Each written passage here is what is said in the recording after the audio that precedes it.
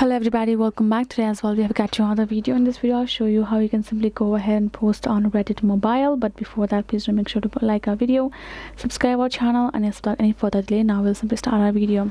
For the matter, access a particular Reddit app on your mobile phone and simply sign in as well with your account's information. Once you have done so, this kind of interface gonna appear right here in the home section. Right afterwards, you're simply gonna go ahead, tap on this little plus icon as in says create over below.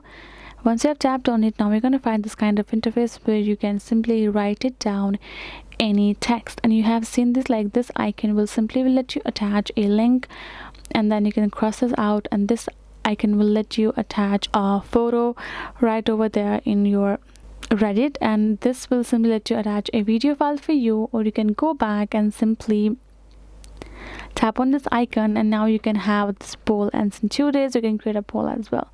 Otherwise, you can type in any text for you. Once you're done, you're going to find this next done option on top. Tap on this next, and now you simply will choose a community where you want to post. Tap on them, and then your post, aka your Reddit, will be created and posted there. That is the way you can do it. Hope this video was helpful to you all. Thank you so much for watching, and I'll see you guys in our next video.